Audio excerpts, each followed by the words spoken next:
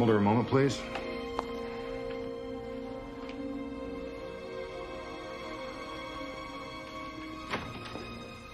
I just wanted to say you did a good job. How's that? Now, nobody could have figured this out but you. You knew it was Linda Bowman and not Modell. You were way ahead of me. I almost killed my partner. Mulder, despite that, you prevailed. You won her game.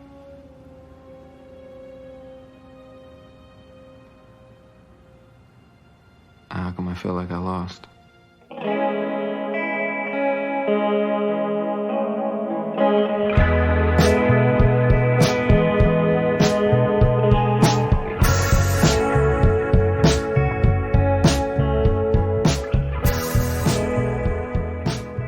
I'm not going to do a silly entrance this week. It's just going to be straight into the episode. Yeah, might just do this actually. Yeah, just norm. There you go. This is episode 118 of Most Unwanted, an X-File podcast. It's the normal intro. There's no fanciness. We don't need to be fancy. That's not a normal intro, though. I mean, right, we need a professional intro from you, Luke. Let's start again. Right. Okay. Right. Ready. I don't think you remember how to do a professional intro. That's going to be awful on the audio, so sorry about that. But that's it. There we go. You're psyching yourself up. Welcome to the Most Unwanted podcast. Yay! There you go. But it's episode 118. Is there a pun in the number? 118? There was a Misfits song. No, it's wrong number. Never mind. I'm just waffling here. My name's Luke, and if this is your first episode, goodbye. I'd like you to take note of my silence as I watch you tie yourself up in knots. Well, that's a minute there as well of not tying. It's all content. It's all content. I'm completely Gordian at this point. So, anyway, how are you doing, Daniel Checkley? I am great as a co-host. Thank you for introducing me. I'm doing fantastic. How are you? I'm not bad. Very chilled out Sunday. I mean, do we date ourselves in when we're recording this, or shall we keep the mystery alive? Christmas has come and gone. Yes. Did you get anything nice? Maybe. Mind your own business. I got different things. And I ate different stuff, and it was great. Okay, yeah. I think. I also did the same thing. If one of us dies now, this is going to be really weird. Because we pretending. That's the thing with pre-recording episodes. Yeah, let's unveil the curtain. This is before Christmas that we've recorded this. But, with pre-recording episodes, we'd still release it, I think. Yeah, we just put in memoriam at the end. Let this go on record that if I ever die before an episode comes out, I want you to still release it, but just put like the bell dongs before I speak. The bell dongs. What do you call it? Gongs, you know what I'm on about. Dings. I don't know. Dongs. Yeah, maybe dongs. Yeah. Gongs. Yeah. I guess. Content. Yeah. All content. This feels like an after New Year's episode because we are quite all over the place and disheveled. But anyway. Should we just get on to some questions with the boys? Questions with the boys. Questions with the boys. After the chasing sunset, one of life's simple joys. Questions with the boys. So, we're both fans, or I think we are, of a certain British comedy called Hot Fuzz, the film Hot Fuzz. Okay, yeah. And there's the question that a reporter is dying to know in that film, all the way through. So I'm going to pose that question to you. Daniel Checkley, what is your perfect Sunday? My perfect Sunday? I don't like lazy Sundays. Mm. And I'm not saying that I need to be active or I need to be, like, productive. I just don't like lying around. If I lie around, I always get to like 6 o'clock and feel like I've wasted the whole weekend. It like proper puts me in like a depressive mood. See, I don't mind that on like weekends, but if I've booked a day off or something like that and I've lay in, I feel like the other day I had a day off and I didn't get out of bed until like 10:30, 11, something like that, and I felt like, I've wasted so much time. Yeah, and I don't like that feeling, especially towards the end of the day. So I like to just make sure there's plans, and that plan might be to laze around. As stupid as that sounds, that plan might be to sit and watch a few films and stuff like that. As long as we've planned to do it and we go and do it, I hate just not knowing what we're doing and just sort of lying around and waiting for something to happen. I hate that. Yeah. So I would say my perfect Sunday is nice food and just a plan to do something. And that could be anything. That could be going for a walk, that could be watching a film, that could be absolutely anything at all, but just at least I'm busy. Yeah. What about you? My perfect Sunday. It doesn't happen as often as it used to, as these things tend to be as you get older. But I love the feeling of when you've just like got a new game or something like that, something that's really involved, and just spending like the entire day just ploughing into that, like just like no other worries, no other concerns. I've got nothing else on today, just literally something like, I don't know, I've not played it, but something like The Witcher. Imagine that, like where it's just like I'm just going to spend all day doing this today. You know what I mean? Like getting into it because I engrossing yourself. Yeah, I feel like as I get older, like the time to do that dwindles because it's like, oh, can't do that because I've got this to do, whatever else. Stuff gets in the way. So when you actually do finally have a day where you're like, I've nothing on, I'm just going to do this, and it's like bliss. That's my perfect Sunday. That's a good Sunday, I'd say. I feel like this is a bit of a loaded question though, because this entire year has been a Sunday for me. Like, speak for yourself. I know it's well. It's a little bit because especially with like me and you, I think you still. I mean, I know like I don't know whether like it's helped or whether it hasn't, but I know you've been working pretty much throughout, haven't you? It's sort of kept it as like there's a purpose, but it's one of those where it's like, it just feels like nothing changes because you're working and having off time in the same area, you kind of don't have a disconnect in your brain, so it's sort of it feels like one unending day. that sounds horrendous. To be fair, I can imagine that being tough. To be fair, and on the flip side, I genuinely just don't know what day it is most of the time now. Like it's just a constant, just Sunday. It's a constant Sunday. And that's why it's important to keep yourself busy. Yeah. Because like I said, on my perfect Sunday, you just got to make plans and you got to stick by those plans and you just got to try and get some form of routine in your life. Yeah. I'd agree. I think the routine does help, but yeah, like I said, it would be better if I could get out of the house to do it sometimes. Yeah. But it's just one of those. I think everybody's had some kind of issue this year, so I don't think that's news to anyone. No, exactly, and we don't really have any right to moan. No, but yeah, people have anyway. Yeah, I feel like some people have had it much, much, much worse. So yeah, it'd feel ingenuine if we were going, oh, it's so hard on us, isn't it? Okay. So for the second question, if you had to change your name, what would you change it to? Oh, okay. I've only ever thought about this once, and it was before I got married, and I was asking Jem whether she would take my name once we get married, because I'm not fussed either way. It was really up to her. And she said she wanted to, and I said to her I was genuinely considering changing my last name to Schmemmer. Because I think Daniel Schmemmer is a fine name, and I think Gemma Schmemmer is an even better name. I like how you would change your name solely to annoy your wife. To spite her. Oh, God. Tell me that's not great. A year happily married. I like my name. Yeah. And I think I'm in a bit of a unique position because I have changed my name kind of by choice. Yeah. I used to be McNamee, Daniel McNamee. Nah, that's not good. That's not good at all. Well, I always remember we knew you as McNamee, so your nickname used to be Maccas, and then obviously you changed your last name, and we couldn't be bothered to come up with a new one, so it was just Checkers.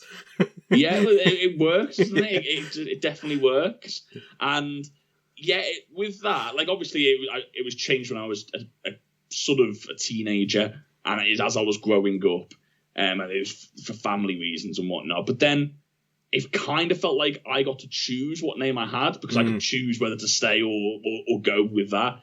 And so, yeah, I kind of really like my name. I like the fact that I've chose this name that sort of represents me. Yeah. So, yeah, unless it's to spite my wife, I wouldn't change it. Okay, fair enough. What about you? The only time I've really ever thought about this is when I was a kid. And obviously, when you're a kid, you think of names would sound good. That when you hear them as an adult, you think that's an awful. Why would you do that? For some reason, I wanted to change my first name to Max because I thought Max would be a cool, that's a very cool. It's a powerful name. You know what I mean? Like Max. It is powerful. Yeah, I mean, literally, it's maximum. You can't get any more powerful than that. Maximum cost. Yeah, I don't know if I'd go with maximum, but definitely max. Yeah, I don't know. I think jokingly I once said it would be like Max Steel or something like that, which is very 80s action hero. But I think, yeah, at this point, like, unless I went into witness protection or something like that, I probably wouldn't change my name. Can I give you a little peek behind the curtain? Go on. I had to hold myself back from telling a joke because I didn't know how it sounded far cruder than I thought. Yeah. Because I was going to say, when I was asking you this question, I was going to say, would you adopt the same tactics? And of course, that would mean you would be Luke Smasher. And then that would turn into Tasha Smasher. Tasha Smasher. Tasha Smasher sounds like a wrestler. It sounds like a Mario character. Yeah. I mean, I'll run it by her. We'll see what she says. I don't think she'd be keen, if I'll be honest. But she's definitely not taking your name when you get married, if that's the case. I'm changing it to Luke Smasher. Luke Smasher's a great name, though. Do you know what? You've buried that into my head now, and like that when it comes to the point, because you can change your name, can't you? Like when you go to get married, you can change it to whatever you want, can't you? No, I think you still have to change it by default. Oh, do you? Yeah, I think so. But get this, let's no half measures, right? So when Tash walks down the aisle, and the priest or the vicar or whatever it is that's doing the service, and he looks directly at you and says, looks at his sheet and says, "Do you, Max Smasher, take Tash to be your lover when his wife?" The crowd won't even wait for an answer. They'll just stand up and applaud because that name is the best name ever. I might change my Twitter name to Max Smasher now. just like living the meme. Oh, God. That's given me a lot of food for thought. I'm not going to say... I thought that would be a quite quick question, but man, that's opened up a lot of doors. It's Pandora's box, if anything. I'm glad we've got things to think about. Max. Yeah. Well, can everyone refer to Luke whenever they get in touch with the show from now on? Just so we know who you're talking to, just address it to Chex or Max, please. Yeah. Do you know who would want to change their name though? A guy called Robert. What if you've got a load of listeners called Robert? Well, you've ruined it all for a segue. Yeah. I'm willing to do that. I will for Segway Gold. I'll take any casualties, which is kind of like being scuppered by this conversation, if I'll be honest. So we might as well just get on with it.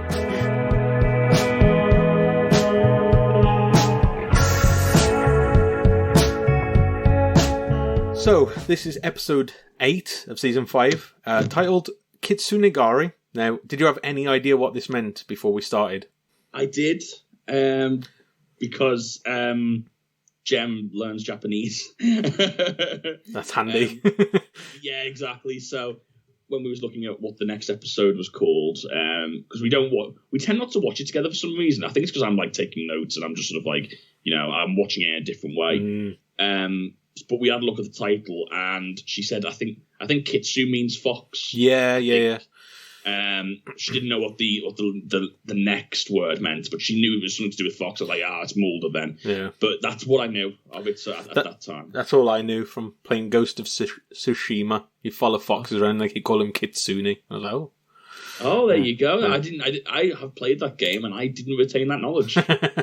That's the only bit that I took from it, I think. So, but it was directed by Daniel Sackheim, written by Vince Gilligan and Tim Minear, and the original air date was January the 4th, 1998. So we're in 1998 now. We've moved on a year. Yeah, that's how time works. So we start in Lordton Penitentiary Hospital, and we see this physical therapist basically helping a patient. Two orderlies take him away, and they're sort of talking about him. The one is sort of undermining him and sort of saying that, why do we need to do all this security? Because, he's... But I think he calls him a vegetable, doesn't he? He says he's... Yeah. He's basically... It looks to be that he can't... Like, you're on the side of these... Of that orderly at the time. Because, it doesn't look like he can even move unassisted, and yet they're still strapping him into the chair. They're holding pepper spray on him at all times. Yeah, you're sort of like, why are they going to these lengths? But yeah, he's sort of confused as to why they're going to these lengths, and the other guy says basically, don't trust him, don't leave him alone. All these different stuff. And as we pan around and finally see who it is, we see that it's Robert Patrick Modell, who you may recognise from the episode in season 3. What was it called again now? Pusher. That was Pusher, it. Yeah. I didn't recognise him at this point, if I'm going to be honest. It was only when his powers started becoming he started using his powers again that I sort of thought back, I do remember this now. So yeah, this is a sequel to a previous episode, and a character that I remember was both being quite fond of. Yeah, I think we both liked the abilities that he had were quite unique, because it's just one of those where it felt very comic booky. You know what I mean? Like this, it felt like a comic book villain. It felt like Darren Brown had just gone really bad. I think the best thing about this villain, for me, is I spend, whenever he's on screen or whenever the episode's about this guy, I spend the entire time thinking to myself of how that power would work in real life and what people could do with it and how bad it could get. And it gives you so much material to sort of delve into on your own that it's such a great idea for a character. I do really like the concept of it. One thing that I did throughout this entire episode that I did not understand in the slightest was all these agents have dealt with this guy before. Why is no one wearing earplugs? Yeah, there's a few moments like that where you're just like, come on guys, let's stop putting him on the ground and letting him talk. Yeah. But, I mean, to be honest, we're getting right into it now. To be honest, I don't know whether this says more about me than the actual episode, but, we've seen the damage he can do. He could literally... He's a serial killer. He could literally murder anyone by saying a sentence. At what point do people just start going shoot to kill on this guy? I know. Because he keeps on... We keep on arresting him, and he keeps on getting us to uncuff him and then kill ourselves. Can we just start, putting a bullet in his head at the start? And I know that's horrible to say, but, come on. I mean, at that point, you do think, is this guy... I know in America they have, the sort of capital punishment and that, and it's just he feels like he's going to be a pain to deal with. It's the old Joker thing, and I know going back to comic books and that, but the amount of times that they stuff Joker back in prison, and I understand why, it's a comic book, so he needs to come back. But in real life, you'd think he's too much work. If he's going to keep breaking out and killing people, you're they're going to just kill him. You know what I mean? Yeah, that's the thing, isn't it? Yeah. But I think you're right to keep bringing it back to comic books because it is a very comic book villain piece, to be honest. Like, it is about this guy, and I think it works in the same way a comic book villain should work, which is if you make him interesting and make your heroes and your protagonists think and try and outwit them, it makes for a very interesting story. Yeah. And all the way through this, to be fair, I did get, like, I keep mentioning about, like, Batman vibes and that because it's that detective versus, like, the psychopath who's also a genius, you know what I mean? Like, it's that kind of, it's that same, like, dynamic. So I was getting that. Obviously, Mulder doesn't walk around in, like, a cape. But maybe that'd be a good look. I know, yeah. So we get this this is the first return as well, isn't it? Since what was the Stretch guy's name? I can't remember. Toombs. Yeah, Toombs, Stretch Armstrong. Yeah. I think it might be. Yeah. I mean, apart from like your obvious mythology, like the Crew Cut Man and stuff like that. Yeah. I think as far as Monsters of the Week go, I can't remember another one making a return. Yeah, no. So. And I think it's a great character to do it with. Yeah. I thought at the time, like, it would be good to see him come back. To be honest, I didn't expect him to because he got shot in the head. But, hey. That's something that they kind of slide over. Yeah, he kind of just wakes back up again. But anyway, we should probably carry on recapping this. I think we've done it, mate. Yeah. What do you think? No. So anyway, the orderly, the one who doubted his abilities, sort of gets left with him. And lo and behold, he goes to see him, and the next thing you know, he's escaped, and the guy is banging his head on the wall, and he's saying he had to go, which is a sort of common thing that keeps popping up throughout the episode. And we go into the intro. Yeah. So after he's escaped, Walter Skinner basically calls in all the agents to this penitentiary, gives them a briefing and basically says that he's not armed, but he's incredibly dangerous, and sort of briefs them on the abilities that he's got. Just as a recap for anyone who's not seen the previous episode, I guess. Yeah, and it's effective as well.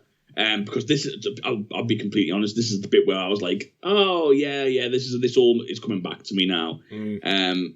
Because don't forget, like, this will have been a year, maybe two, in between these two episodes. So, especially on a Monster of the Week type show, I think it's good to have this sort of little bit of exposition at the start. That's the thing. Like with Toombs, he was back in the same series, so you kind of didn't have too long to wait to see him again. Whereas this, it was series 3 and series 5, so you've got a big gap between the episodes. But yeah, so he briefs all these agents, and Scully and Mulder talk separately, and basically are sort of a bit concerned, or Scully's concerned that he's going to basically continue where he left off and try and enact some revenge, which is the first thing that I thought as well, is like, this is him going to be hunting down Mulder now. Yeah. Well, just before, they also do gloss over the fact that how is he recovered like this? Yes. Because he was going through physical therapy, he couldn't walk, and now he can.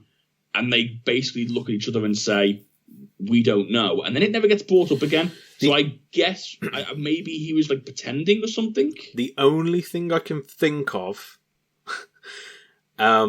is that this his sister, sorry for spoiling it early on, but his sister has basically talked him into being okay again. I don't know if that can work, but if she can talk him into dying, then maybe. I think the same thing, and I don't know how that works and whether it works within the story.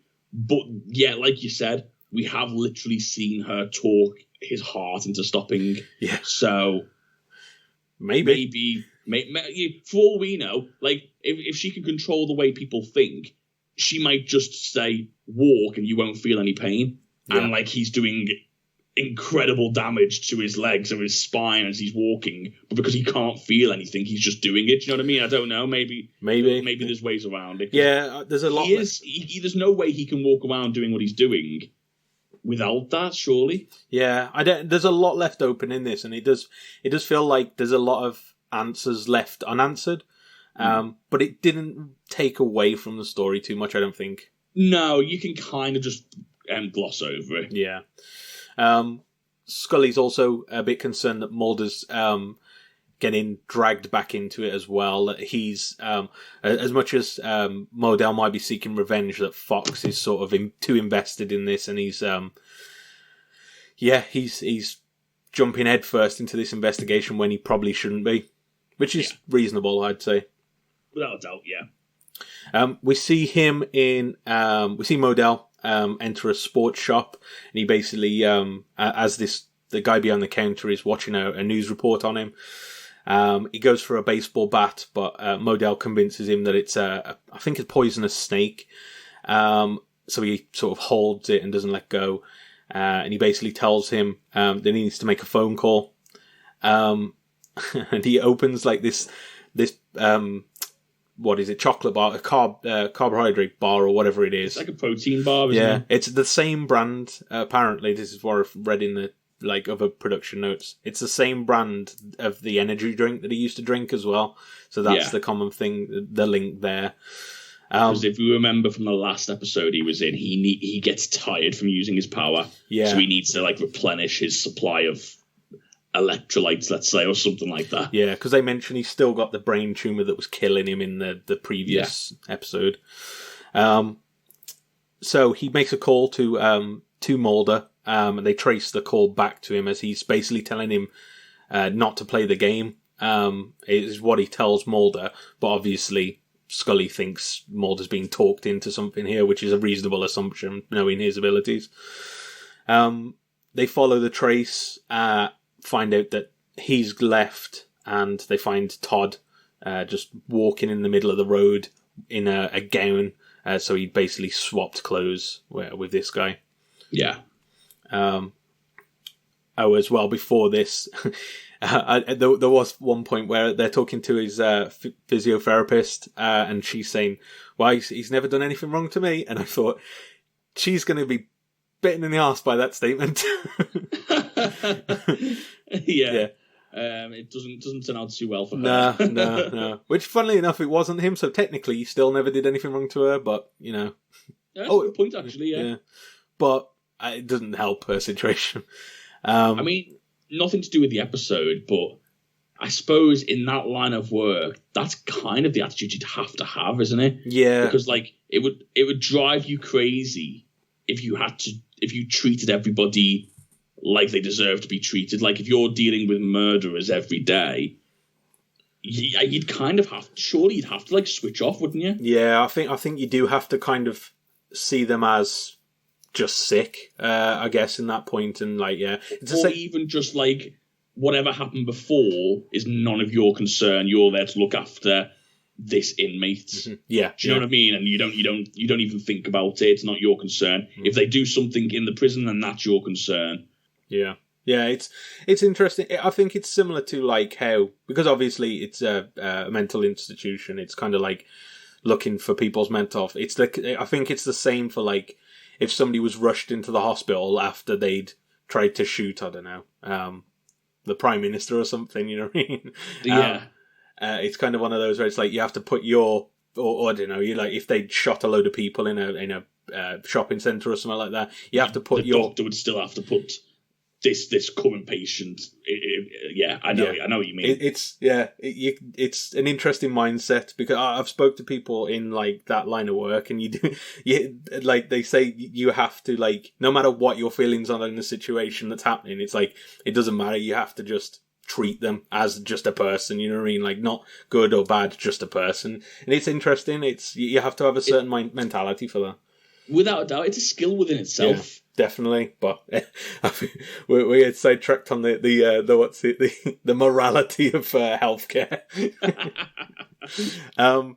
She also mentions one thing as well that I skipped over, is that he's been visited by something called the Little Sisters of Charity, and later on we find out it's a specific member of this organisation that keeps visiting him.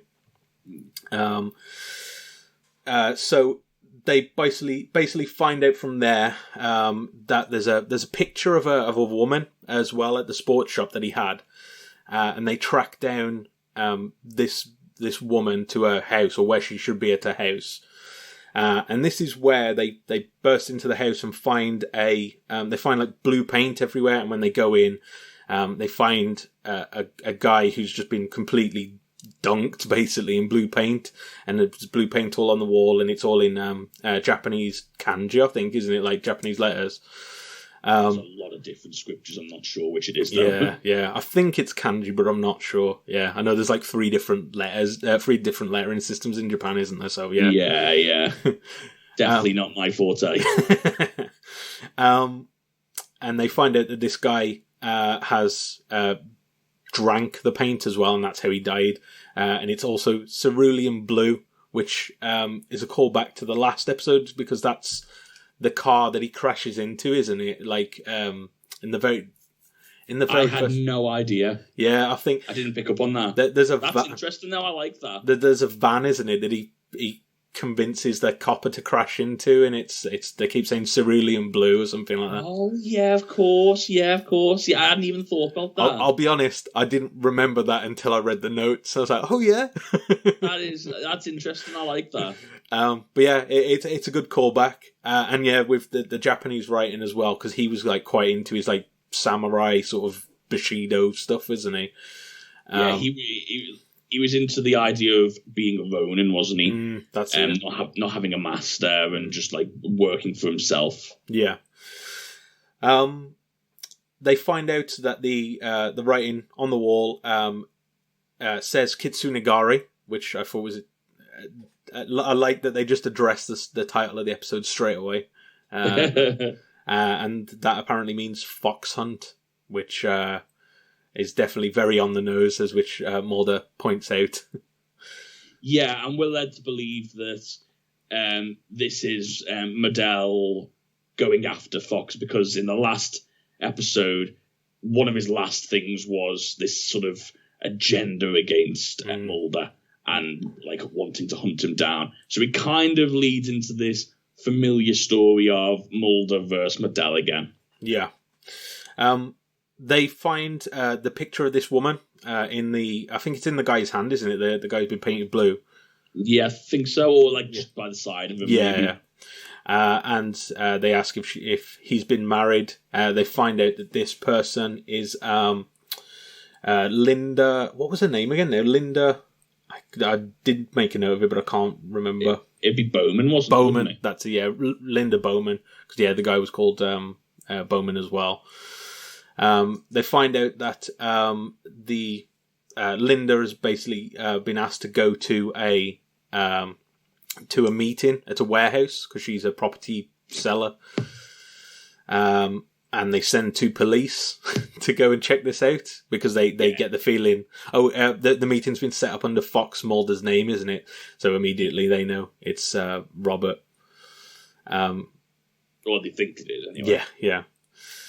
So yeah, two police go, split up. The one hears Modell and finds him and starts pointing his gun at him, tells him to get on the floor, and lo and behold, he's been tricked, and it's not Modell, it's actually his partner who he's holding dead. Can we all just stop splitting up and just listening to whatever this guy says? Yeah, this was the first point where I was like, okay, maybe these two didn't know the deal, because they don't know he's got all these abilities, and maybe the FBI holding information from people. But yeah, just say, if you do go, wear some earplugs, because, yeah, they might sound weird, but I don't know. Like, none of this would have happened if they didn't hear the suggestion. Honestly. But anyway, it does happen. They find out that that Modell's not there. But just in time, this Linda Bowman arrives, saying that she was running late and she had no number to contact him. Obviously, we know this is not the case. She was there from the off, by the sounds of it. Yeah. So they interview Linda, basically let her know that her husband's dead, which she appears upset by. But again, it's all crocodile tears by the end. Sorry to ruin this if you're sort of following along with us.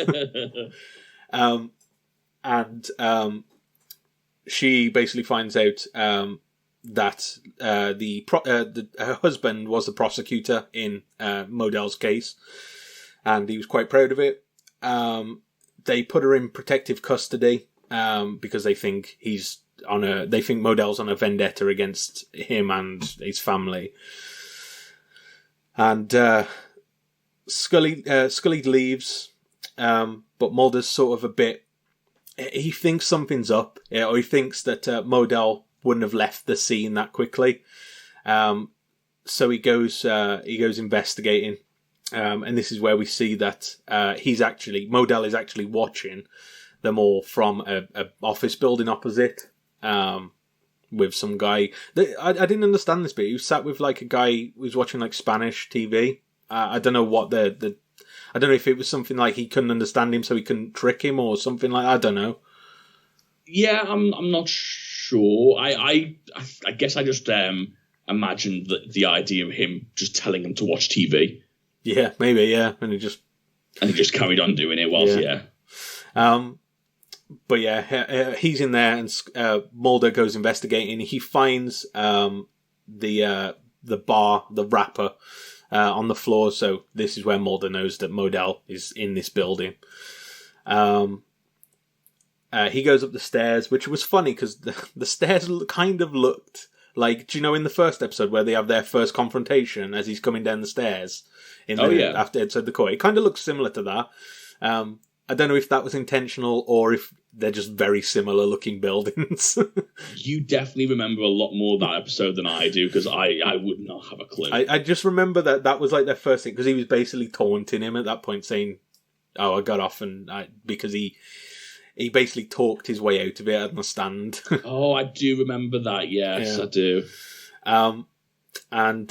So Mulder goes up there and finds Modell, and Modell's not hostile to. He's not like telling. Usually, he would just tell these people to kill one another, and I think this is one of the things that Mulder brings out as weird, that he didn't tell the police officers to kill one another, which is his usual MO. And he tells Mulder not to play the game, I think is what he says to him.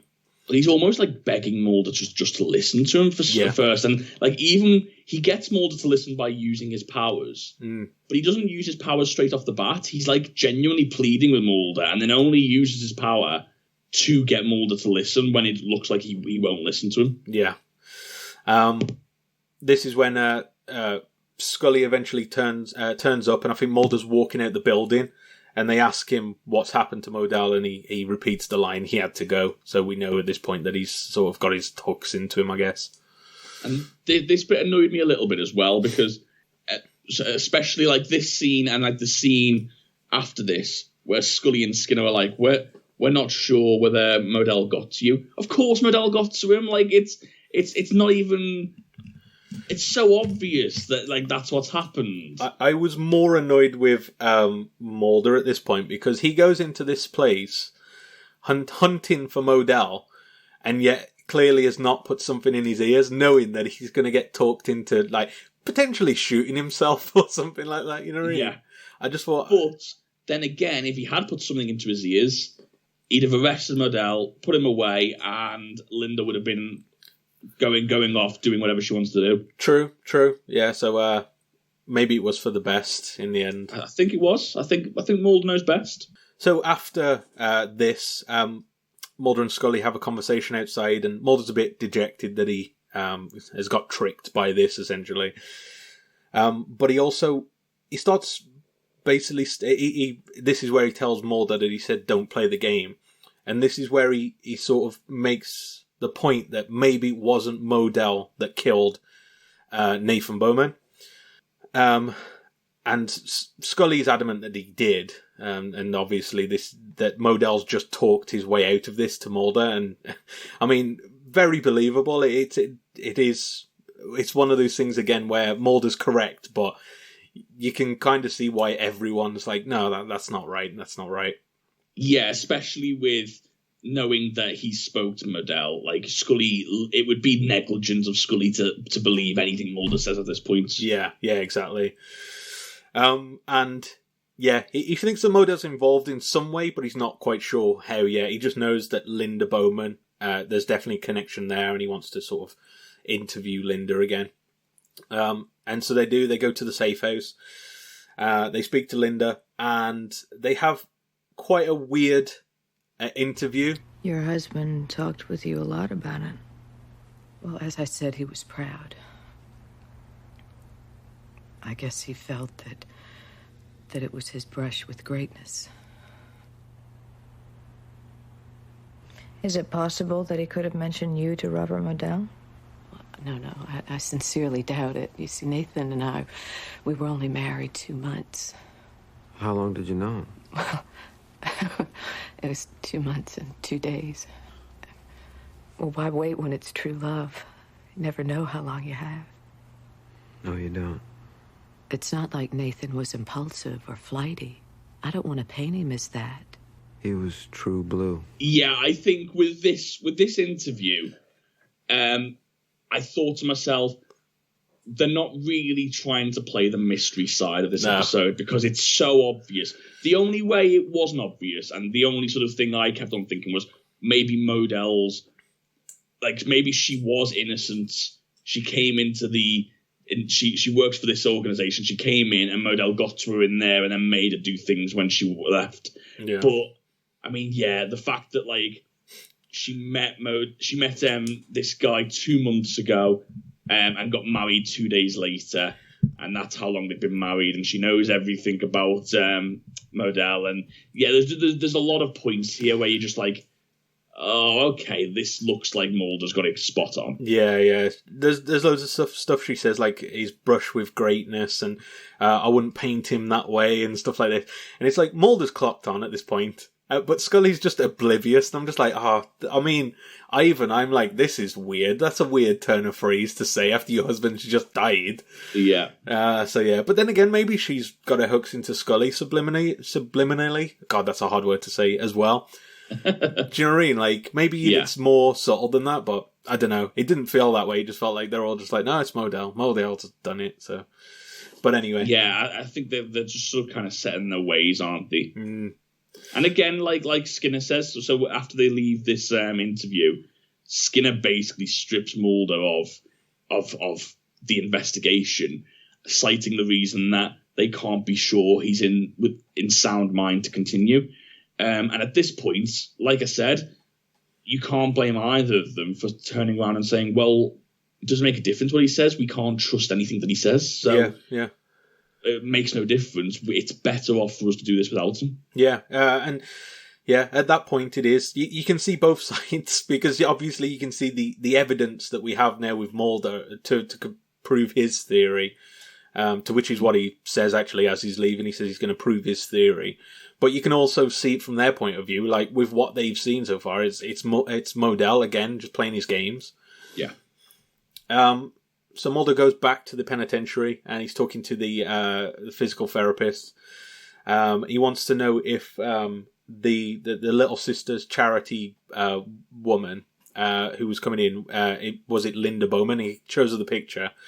And she basically says, oh, I can't see without my glasses. Goes to get her glasses and the phone goes. She answers the phone and she sort of... It seems like a normal conversation at first.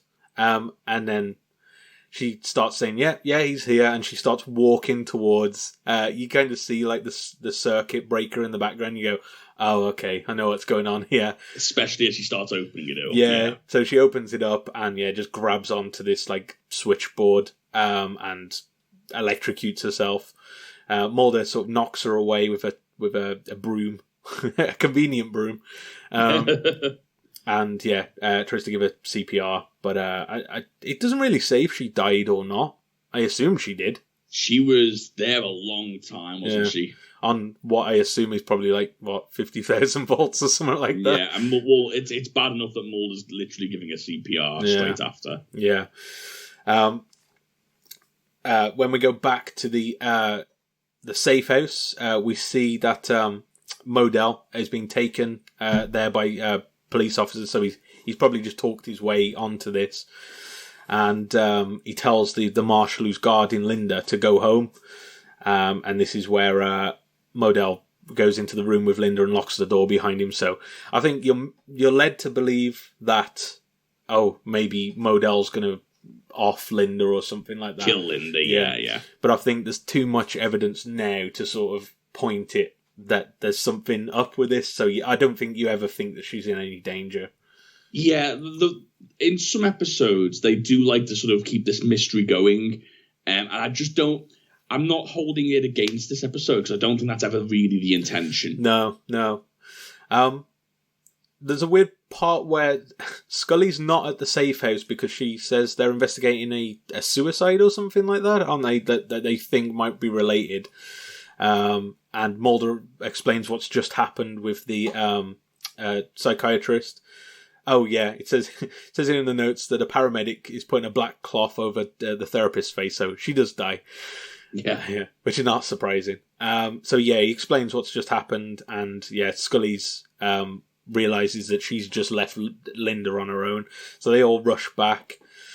But in the meantime, Skinner's there on his own. He goes into the room and sees that Modell is with Linda. And he pulls his gun on Modell. And Modell says that he's got a gun. Turns around and he's got this, like, ancient-looking revolver. Yeah. So obviously you know at this point it's not real because there's no way he would have a gun like that. Yeah, well, I think you can... The way he says it, I've got a gun. Yeah. It makes you kind of get what's going on, but it looks like he's basically tried to get Skinner to shoot him. Obviously, like, pointing his fingers at him, which is what it ends up being. Yeah, I wonder why it's this revolver. And I did wonder whether it was like from Skinner's military days, because obviously it's him thinking about the gun. I wondered whether there was any connection to that, but maybe. To be honest, I don't know enough about firearms to be able to say anything of any value. It looked quite old, like an antique kind of thing. So yeah. I immediately thought they've done that to show he's not actually got a gun. Because if he actually had a gun, he'd be like, I don't know, like a normal like gun that you'd see. Whereas I'm trying to think, I don't know normal guns really. Yeah, just the 9mm. The English boys not knowing anything about handguns. I've got no idea. That's what I mean. I'm not the professional on this, but I just wondered whether it was of any significance. Yeah. So yeah, But yeah, anyway, he pulls this gun and Skinner shoots him. And we find that obviously he has no gun. It was just all a ploy. But I mean, obviously when you find out who Linda is, it's obvious. But at the time, you're like, why has he just done that? Like, because you knew he was going to get shot or injured in some way. So why has he just put himself in harm's way for some reason? But I mean, it's obviously because he's protecting his sister at this point, at the end of the episode anyway.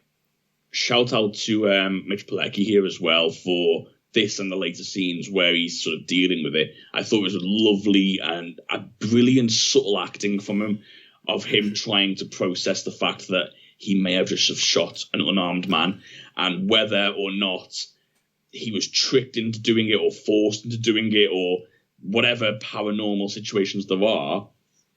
I really enjoyed, and it was only like a little nod to it. And it wasn't a particular main part of the story, but I really enjoyed the facial expressions and just the little subtle nods to the fact that he's trying to come to terms with this is a possibility, and if this is the case, he has just shot an unarmed man. I really enjoyed that little side story. Yeah, because you can... I wrote a note that he's so adamant that he's like, no, he had a gun, Uranian. Yeah. And I think even though he knows that he could have been tricked, and he knows his powers, so I think in the back of his mind he probably knows that he might have been sort of tricked on this one, but because he has to sort of maintain this professionalism in himself, yeah, he does. He's so adamant that he definitely had a gun.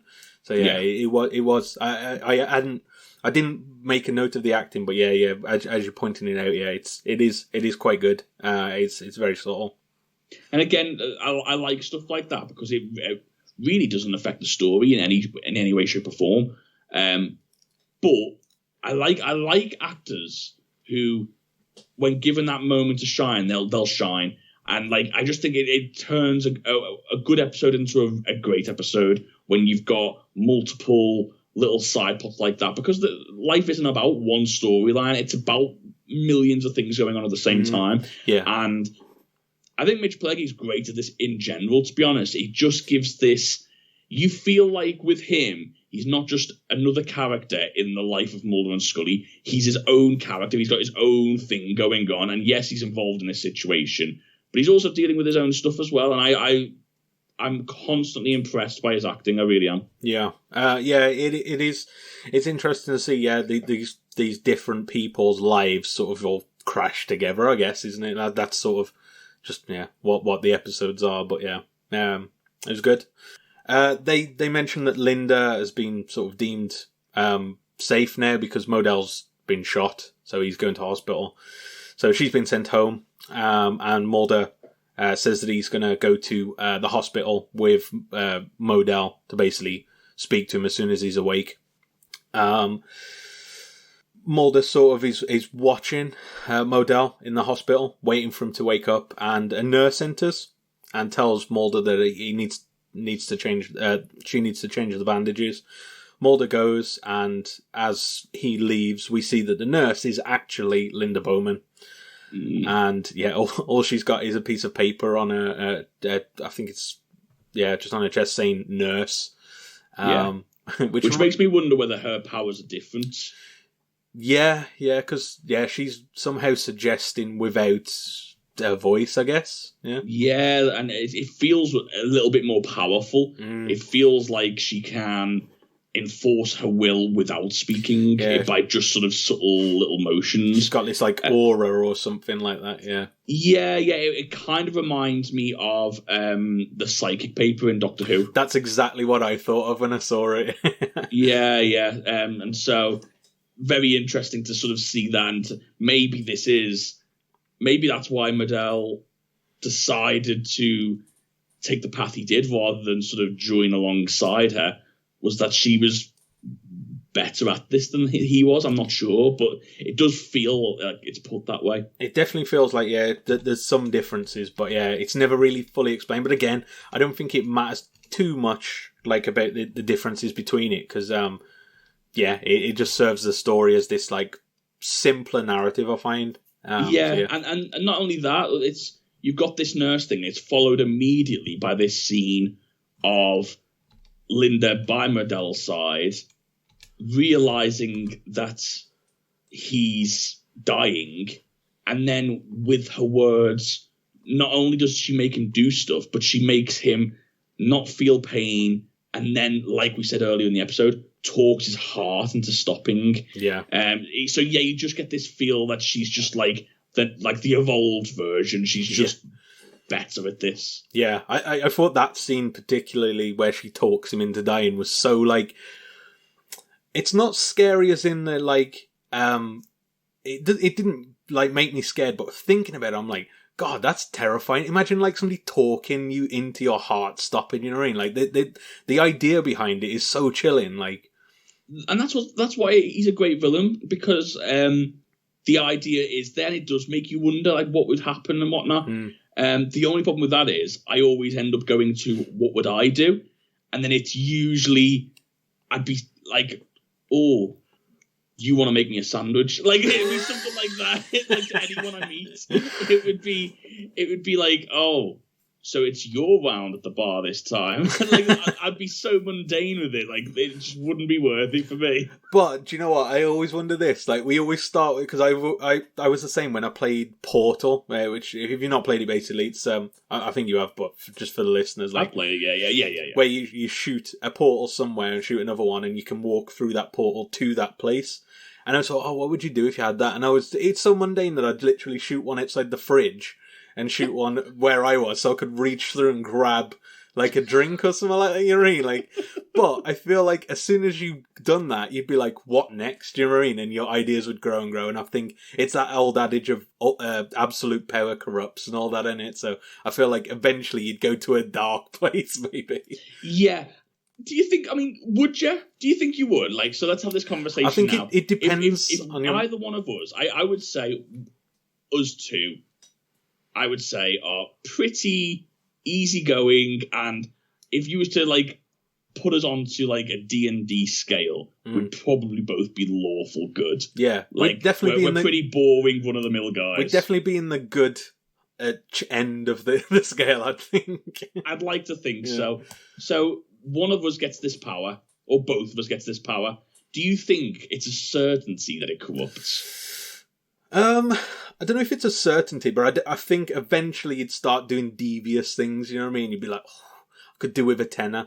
Give me that tenner, mate. You know what I mean? Like, I wonder if eventually he'd start slipping. Eventually he'd sort of, I don't know. I couldn't rule it out, if you know what I mean. Or you'd lose your job, and then you're like, oh, the mortgage payment is due.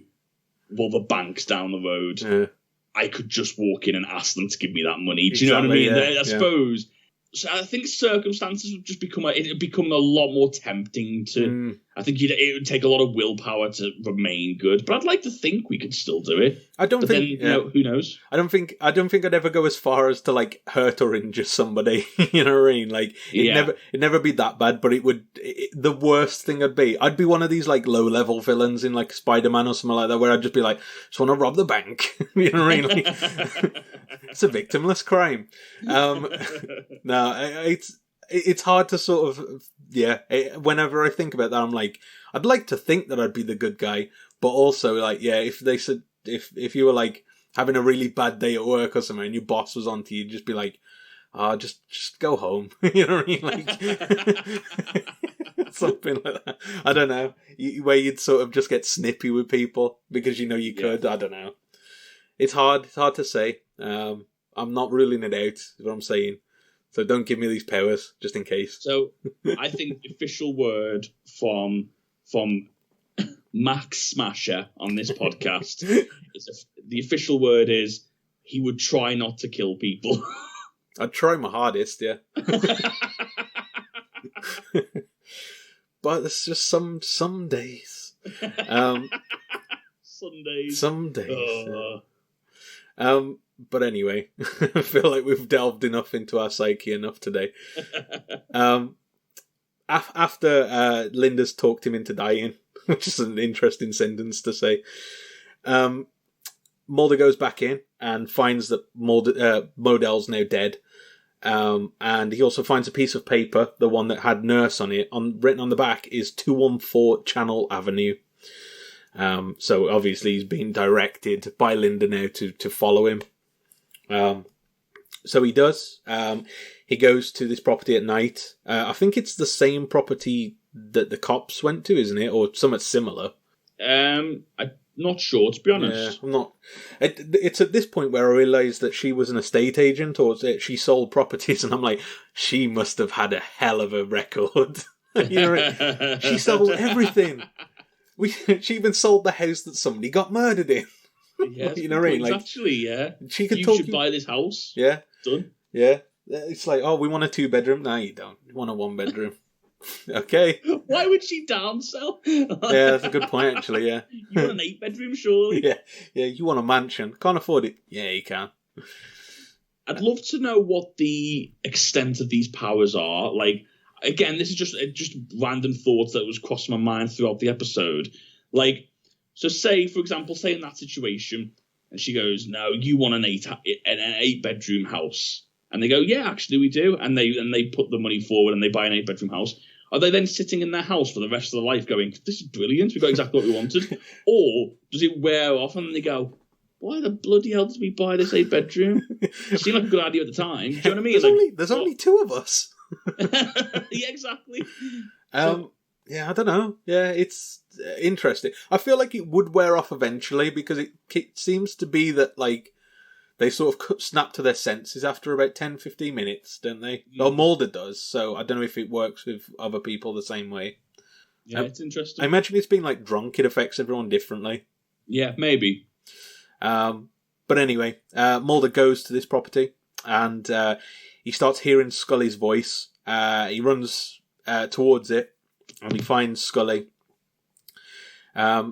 She tells him that he was right, and she pulls out a gun, points it at Mulder, and she says that Linda's making her do this, which, especially with the next bit where she points the gun at herself, I'm sick of saying this, but there's a bit in Metal Gear Solid that is exactly ripped from this. And I'm now convinced that they're not original ideas that they had. They just stole everything from the X-Files, because there's a boss that's exactly the same. I'm like, hang on a bit. But anyway, Scully is talking to Mulder, saying that she's making her do this, and eventually she pulls the trigger and shoots herself in the head or is what we're led to believe. Mulder turns around and sees Linda there, pointing her gun, and Linda is basically saying, "I'm not Linda, I'm Scully." And Mulder's angry, saying that she's killed Scully. And to sort of prove a point, she starts telling Mulder facts about himself. So she knows his mother is named Tina, and other stuff like that. And Mulder's sort of a bit confused at this point. And then Linda just basically shoots her gun at Mulder, but we basically see that it's not at Mulder, it's the person behind Mulder, and it turns out that this is really awkward to recap. I'm glad you had to do this, to be honest. Yeah. The person who we thought was Linda is actually Scully, and she'd shot Linda, who was Scully who'd shot herself. And now I get the nice job of summarising this, which is Linda tried to trick Mulder into killing Scully, but she failed. Yes, exactly. So yeah, we find that Linda's now bleeding out on the floor. And she says, "You think you can hold me?" is what she says. As some, I guess this is like her evil villain final, ha ha ha, you've not seen the last of me kind of thing. I'm assuming. Oh, I don't know what this says about me. I just thought that she had a moment of weakness and she just wanted to hug before. Oh, maybe. Yeah, I don't know. I don't know. I didn't even think too much of it. I just thought she wanted to be held as she died. I'm just reading it verbatim here, so I just assumed it as maybe she was being this evil villain, I guess. But yeah, maybe. I'm not sure. I hadn't even thought of any other meaning. I can't remember too much about their final words. And then finally we're back in Skinner's office, and he's looking at a brain scan from Linda, and we find out that she's got the exact same tumour that Modell had, and this is where her powers came from. And we also find out that they're actually twins that were separated when they were about 2 weeks old. She even says that basically she had no idea that Linda had no idea that she had a brother. Up until about, she said about 6 months ago, something like that, basically when Modell got shot. Yeah. And she basically had initiated all this as a big revenge plot against Mulder. Skinner asks if there's anything Mulder wants to add. And yeah, basically as they go to leave, Skinner asks Mulder to stay. And he praises him, says that he's done a good job. And that he basically had nailed this from the beginning. He'd figured it all out before anyone else did. And Mulder says, "Well, I almost killed my own partner." And he says that he feels like, despite all of this, he feels like he's lost this game, and then leaves the office. And that's the end of the episode. Yeah, it's quite a somber note. No one really feels like they've won this. No. At the end of this episode, you've kind of just got two dead bodies, and not really a lot to show for it. So, yeah, good episode, I thought. I wouldn't say it was the best episode, especially because of how good this season's been so far. But I did enjoy it. I enjoyed the concept. I liked the fact that we get this villain back. And I thought it was a good way to finish his story, or even enhance on his story. I think my problem with this is that it was, for me, it was a little bit too serious. A little bit too, there was no moments of levity. There was no snappy comebacks or. You know the way they usually sort of lighten the mood. There was none of that. It was very serious and very foreboding, and I kind of just felt like it didn't really need to be that dark, and the story wasn't that dark. I suppose you could make an argument for it that all these stories are really dark, but it didn't feel like it earned being that dark. Do you know what I mean? I think it could have done with a little bit of a levity in it, I suppose. Yeah. Just to sort of change it up and sort of give you a little bit of a mix and match. But as far as the story goes, I did really enjoy it. I thought all the acting was superb. Like I said, I really enjoyed Mitch Pileggi in this episode. I know he only had a small role, but I really enjoyed it.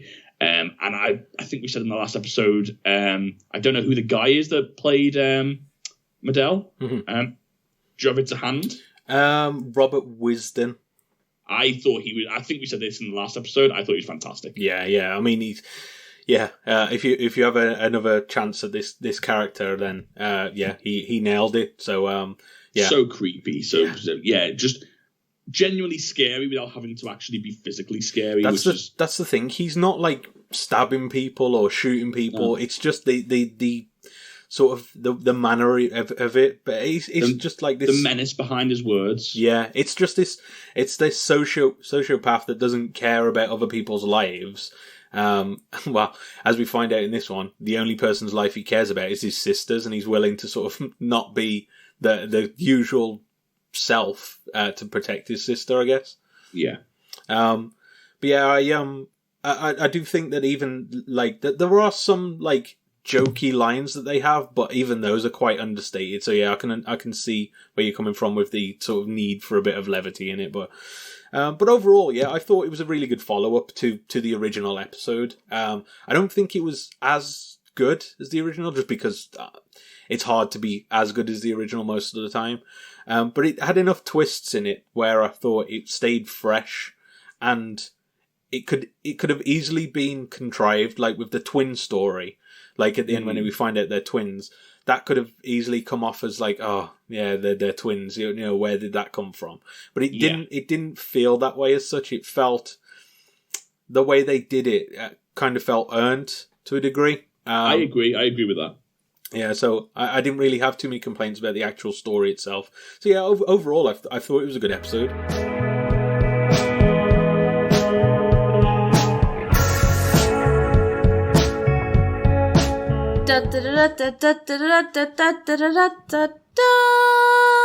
Luke's production notes. Milner, the writer of the episode's original idea for the episode, involved a convicted criminal who happened to be an atheist. While in prison, he would have heard the voice of God commanding him to kill a truly evil man. The prisoner would have then escaped, with only Mulder believing that he was working for the greater good.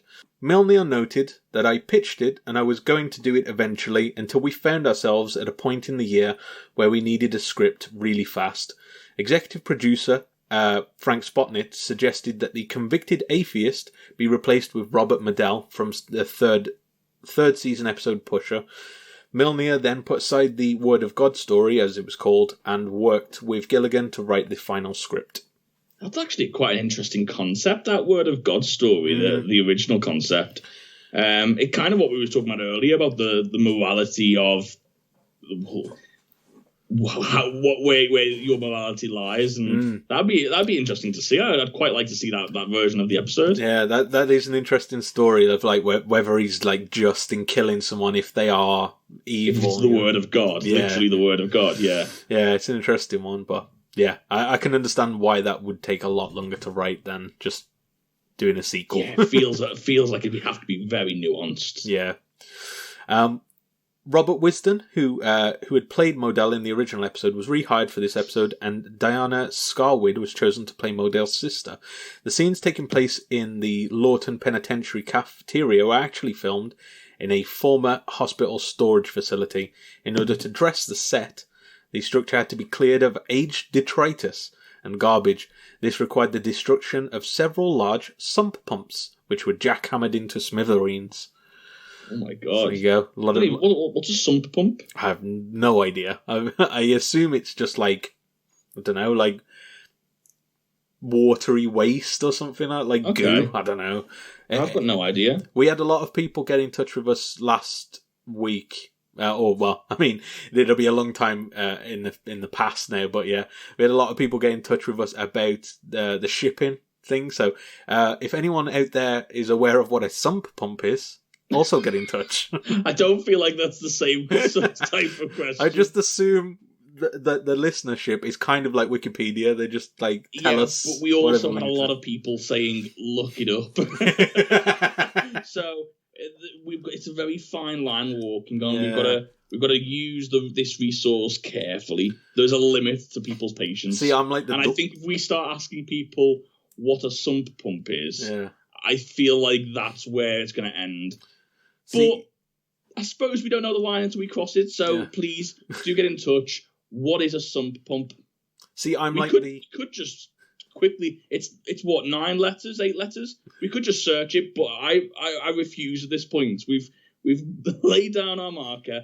Get in touch. We want to know what a sump pump is. I'll get it out this time. I'm kind of like, I've said it like tried to say it 4 times, and I'm like, oh, I've got to try and find some way to cut it out in the edit. This is my joke. I'm going to stick with it. I'm kind of like the dwarves in Lord of the Rings. I've delved too deeply and too greedily into the knowledge of our listenership. And I've unleashed the Balrog of retaliation. That's what it is. Very nicely put, yeah. But you've got to fight that Balrog, yeah. and eventually win. You shall not pass judgment. And that is the best joke of this year. So, and I'll live and die on that. The body of Nathan Bowman, Linda's husband, was created by drenching an in-house dummy with the correct shade of paint. So it's literally just a dummy dunked in. It was very Goldfinger. I thought that scene was. Yeah, and I didn't mention this at the time, but I absolutely hated that scene where Scully puts a finger in his mouth and all the paint comes out. Gooing out, yeah. And finally, the series hired 2 Japanese translators to produce the proper Japanese translation of the phrase Kitsunegari and its associated kanji glyphs, due to the fact that fox hunting is not a pre-existing term in the Japanese language. So they did their research on that one. Yeah, you get that quite a lot, actually. Because I watch quite a lot of Japanese television, and so I hear a little bit more about it than most. But the amount of things that just literally don't translate, especially with the scripture, because they have. So I can't remember what they're called, but they have certain scripture for like syllables, like for example, ka or ke. Like they have scripture for that, and it's nice and easy. But kanji in particular is for foreign words, so words that they don't really have in Japan. And so you'll have stuff like there'll be a symbol for fox, say, or something like that. Yeah. It's really quite interesting. But then sometimes I'm listening to Jem explain it to me, and I'm just like, why go through the effort of this? It's so complicated. You know, it's funny. Like my boss, who's just leaving basically at our work. He's originally Italian, and he can speak like French, English, and Italian. And he was talking when we were out somewhere. He was talking about the Italian language. He said it's got so lazy now that they just don't bother coming up with words for like English words, like they used to back in the day, like come up with an Italian word for something in English. And he says they don't do that now. So he says in Italian conversation, eventually they'll just start. I think it was something like some bird or something. I'll just say the example, but he'll say like in Italian they won't say seagull, they'll just say seagull. So he'll be there saying the Italian words, and then all of a sudden he'll just go seagull. It's like, it just makes it sound ridiculous. But like you hear that in different languages sometimes, like where they don't have a word for it, so they just say the English word, and it's so jarring. I find like that it just comes out of nowhere. Yeah, definitely. I've noticed that in Japanese as well, like when they talk about certain things. But with that, I can understand because the cultures are so different. So some stuff would have just never have, like, until like there was this like the cross of cultures in like the 40s, was it? They didn't have certain things like a McDonald's or something like that. You know what I mean? Like which just didn't exist. Yeah, exactly. Like literally, I think it was actually closer to the 60s. Yeah. But where they literally like. They went from having, like, you're talking hundreds maybe of foreigners in Japan to now having Tokyo be one of the holiday destinations of the world. So it is really quite interesting to see the cultural shift in such a short period of time. But that's a talk for another podcast. Yeah. I think we should round this one off with some Critic Files maybe. It stinks.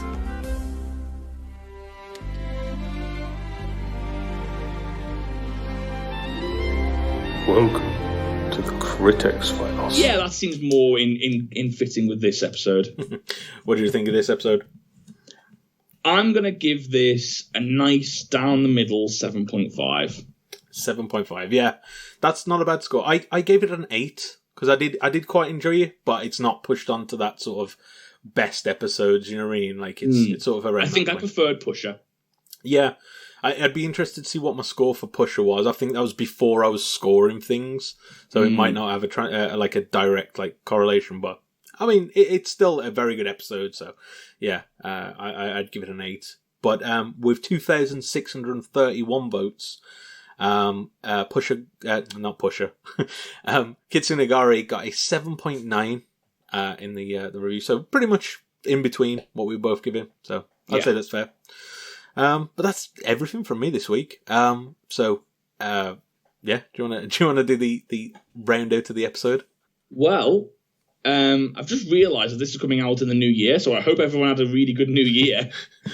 So we jumped over that fact. Yeah.